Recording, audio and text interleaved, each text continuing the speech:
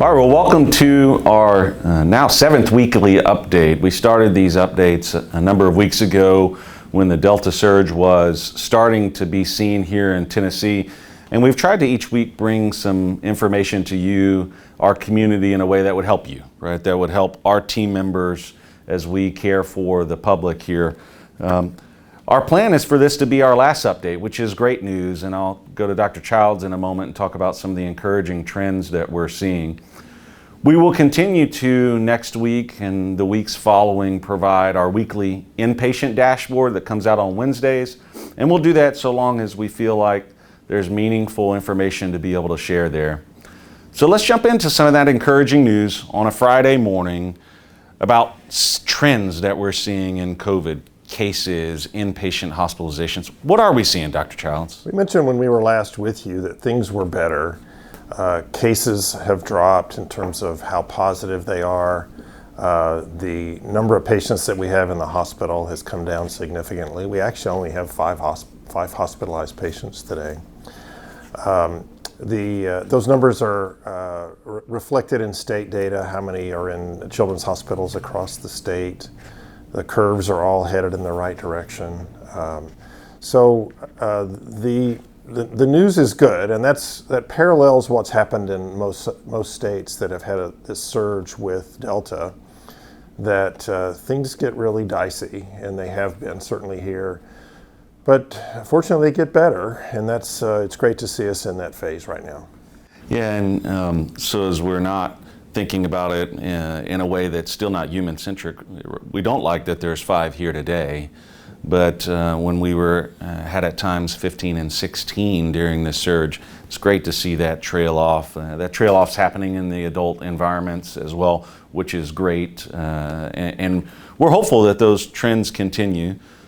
So given that our desire is for this to be our last update because we're seeing those encouraging news, what reminders do you have for me, for those listening, about COVID, their own personal health, their children's health?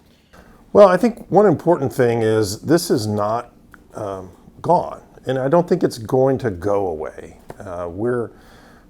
Before this surge started, there was some virus activity in the community at a low level. We expect to see that as the new normal moving forward. So it doesn't mean if you're not protected against this virus that you're safe now. It's still out there, and it can still make you very sick. So the things that you may have been considering or wondering about, you're going to encounter the virus. It's been said that you have a date with this virus, and you do.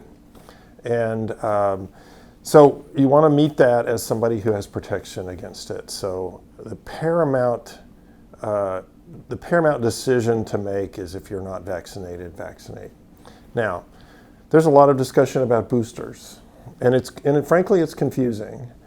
And so I don't think we can cover all the scenarios here today, but I think definitely if you're 65 and over and you've had enough time from your last dose, that 6-month time frame, I think it's a very wise decision. I think if you work in healthcare, it's important to consider it. The CDC has worded that as you may receive one. It's not a should. So I think you have to consider your age, your health, any risk factors you have to make that decision. But the virus, I think the big message is the virus is still going to be among us. And I think that's just the way life is going to be. This virus is going to be part of our life. Yeah, we've talked about vaccinations over and over and over. Best way to protect you, best way to protect those around you. It's a great reminder. Earlier this week when we published our last video, we talked about flu season and the flu vaccine. COVID's not the only sickness that permeates our community, especially this time of year. So make sure if you haven't gotten your flu vaccine that you do so. Make sure you follow rules of basic healthy living. Find some sunlight, get some exercise, drink your water, be surrounded with people that build you up, all of those type things. So I want to close here today and close this series of videos with a few thoughts. Number one, I'm going to give a number of thank yous that are reasonable and appropriate thank yous to give. First to my partner here, Dr. Childs, my physician leader partner, who at Children's Hospital has done a tremendous job leading here, leading in our community as it relates to the COVID-19 response. We couldn't be who we are without Dr. Childs and a whole host of other talented and nice and engaged physicians who care about this community. The second is to the team here at Children's Hospital, who for the last 18 months, like you, has been on a roller coaster, but has signed up every day to do the best they can to take care of you, your children, and our community.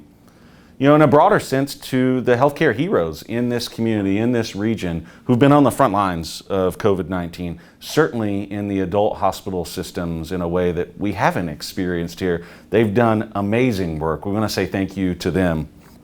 You know, to our patients and families for trusting us when your child needs care. We're here when a pandemic happens. We're here when a pandemic subsides, and we'll continue to be here to take care of you when you need us. And then finally, to a supportive community who has been with us every step of the way throughout this pandemic, through donations, through kindness, through words of encouragement. It's just fantastic to be here in this community where people care about each other and care about what we do. We want to say thank you to you. And then finally, I would encourage all of us as we hopefully move past this surge and hopefully don't experience a surge like this again. Let's start a new pandemic. Let's start an epidemic of kindness to each other, to ourselves, where the ability to get respite and away from the world that has a lot of pressures is there. Let's spread a little bit of patience, right? When given the choice to react versus be patient with one another, be patient with yourself. And then finally, let's spread an epidemic of hope. Hope about a more promising tomorrow than today is. And we're here today to sum up our last video to say we're hopeful about what we're seeing. We're hopeful about what the next few weeks look like. And we can be hopeful because of who you are for us and the encouragement that you provide each and every day. So thank you for joining us for this video. As we have more information to share, we will do so. For now, this ends our series to you, the public, and thank you for everything you do for us.